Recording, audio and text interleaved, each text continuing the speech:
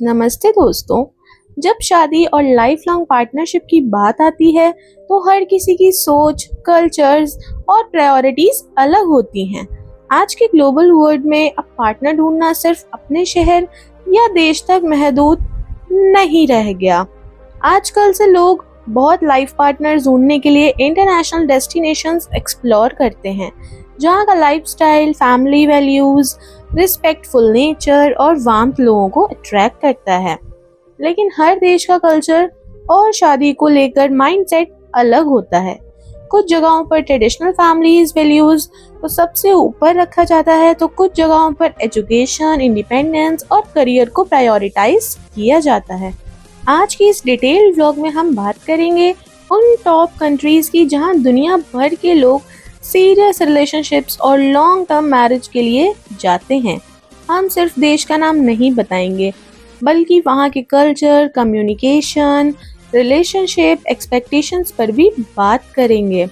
तो video and तक ज़रूर देखिएगा, क्योंकि हर देश का अपना एक अलग चार्मिंग पॉइंट है।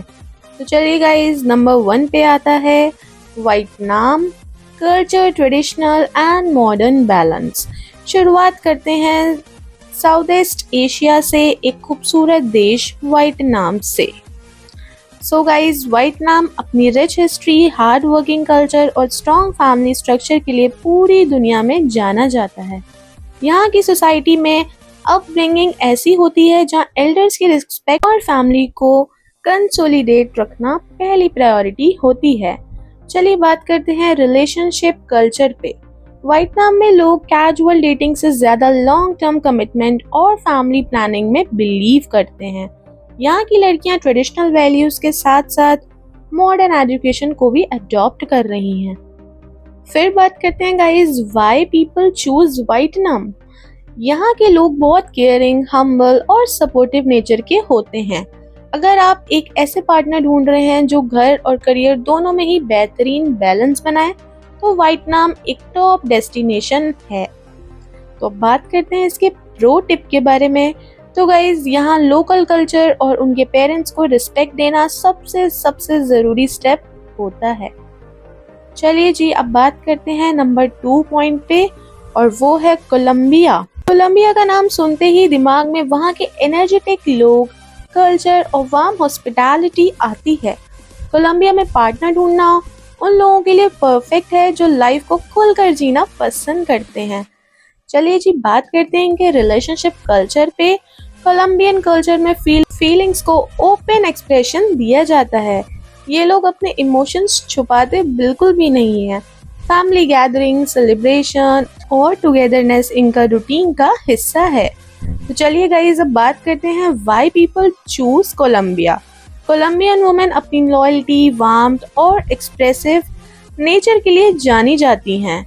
उनके लिए पार्टनर और उनकी फैमिली लाइफ की कोर स्ट्रेंथ होती है। चलिए जी, अब आते हैं कम्युनिकेशन इनसाइट पे।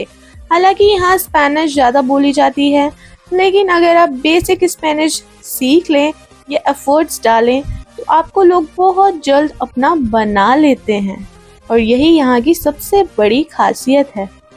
चलिए गाइज, अब चलते हैं नंबर 3 पे, और वो है द फिलीपींस।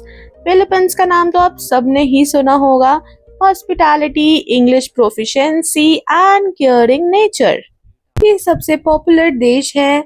और जब भी international marriage, cross culture relationships और फॉरेन लाइफ पार्टनर्स की बात आती है, तो फिलीपींस दुनिया में पहले या दूसरे नंबर पर स्टैंड करता है। इसकी सबसे पहली और सबसे बड़ी वजह है लैंग्वेज एंड कम्युनिकेशन। तो गाइस, कम्युनिकेशन एज की बात करते हैं तो फिलीपींस में इंग्लिश को बहुत ही तरीके से बोली जाती है, प्लस समझी जाती है, और बहुत ही इजी होता है इसको समझना। तो जब भी आप किसी फिलिपिनो पार्टनर से मिलते हैं तो आपकी लैंग्वेज कन्वर्टर या ट्रांसलेटर ऐप की ज़रूरत नहीं पड़ती। आप पहले दिन ही अपने दिल की बात, अपने फ्यूचर प्लान्स और अपनी फीलिंग्स बिना किसी बैरियर के एक्सप्रेस कर सकते हैं। चलिए जी, अब बात करते हैं इनके फैमिली स्ट्रक्चर एंड अपब्रिंगिंग पे। फिलिपिन कल्चर में फैमिली सिस्टम बहुत टाइट नेट होता है गाइज। यहाँ बचपन से ही सिखाया जाता है कि मुश्किल से मुश्किल वक्त में भी फैमिली और पार्टनर के साथ कभी नहीं छोड़ना चाहिए।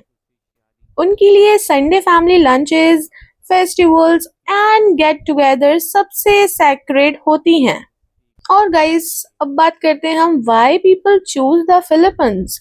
यहाँ के लोग नेचुरली वार्म, केयरिंग और एक्सट्रीम लेवल पर लॉयल होते हैं। अगर आप उन्हें रिस्पेक्ट और सिक्योरिटी देते हैं तो वो आपके और आपके परिवार के लिए बहुत डेडिकेटेड हो जाते हैं। ये मॉडर्न थिंकिंग के साथ ट्रेडिशनल वैल्यूज को बहुत खूबसूरत तरीके से बैलेंस करते हैं। तो चलिए जी, अब बात करते हैं why to keep in mind. Philippine culture में रिस्पेक्टफुल बिहेवियर सबसे ज्यादा इम्पोर्टेंट होता है। उनके एल्डर्स की रिस्पेक्ट करना और उनकी फैमिली को अपना मानना, उनकी दिल में जगह बनाना यहाँ सबसे आसान होता है। तो गाइज, यही थी कुछ हमारी फिलीपींस की खासियत। तो चलिए अब थोड़ा सा एक स्टेप आगे रखते हैं और चलते हैं नंबर 4 पे, और वो है Poland. European sophistication, high education and deep loyalty. अक्सर वेस्टर्न कंट्रीज या यूरोपियन कंट्रीज को लेकर एक माइंडसेट होता है कि वहाँ रिलेशनशिप्स बहुत कैजुअल होते हैं या फैमिली वैल्यूज बहुत कम होती हैं। लेकिन पोलैंड इस मामले में पूरी तरह से अलग और यूनिक है। चलिए जी, बात करते हैं कि traditional values in modern Europe. Poland एक हाईली डेवलप्ड और एजुकेटेड कंट्री है, लेकिन इसके बावजूद यहाँ के लोग अपनी कल्चर, रूट्स और फैमिली एथिक्स से बहुत गहराई से जुड़े हुए हैं। चलिए जी, बात करते हैं इनकी एजुकेशन पे। तो Polish womens highly educated, sharp और फाइनेंशियली इंडिपेंडेंट होती हैं। वो अपने करियर और पर्सनल लाइफ दोनों को लेकर बहुत ही ज्यादा क्लियर रहती हैं। तो बस यही रीजन है कि यहाँ पे लोग पोलैंड को क्यों चूज करते हैं। अगर आप एक ऐसा पार्टनर ढूंढ रहे हैं जो क्लासी हो, हाई कल्चर्ड हो, इंटेलिजेंट कन्वर्सेशंस कर सके और एक साथ ही घर और परिवार को एक स्ट्रॉन्ग बेस दे सके, तो पोलैंड एक टॉप चॉइस है। एंड गाइज, ये थी कुछ खासियत हमारे पोलैंड की। अब बात करते हैं नंबर 5 पे, और वो है Thailand. The philosophy of peace, respect and devotion. Thailand सिर्फ एक टूरिस्ट स्पॉट या हॉलिडे डेस्टिनेशन नहीं है गाइज, बल्कि इंटरनेशनल कपल्स और जेन्युइन रिलेशनशिप्स के लिए एक बहुत बड़ा सेंटर बन चुका है। लेकिन थाईलैंड का कल्चर समझने के लिए बहुत ही ज्यादा ध्यान से इस वीडियो को आपको सुनना होगा। थाईलैंड का कल्चर को समझना बहुत ही ज्यादा जरूरी है। बात करते हैं पीसफुल एंड रिस्पेक्टफुल नेचर की। तो थाईलैंड में कल्चर या लाउड होना हो और हार्श वर्ड्स को बहुत नेगेटिव माना जाता है। यहाँ बचपन से ही लोग पोलाइट रहना पसंद करते हैं गाइज। काम माइंड, सिचुएशन हैंडल करना और दूसरों को रिस्पेक्ट देना यहाँ पे जरूर सिखाया जाता है।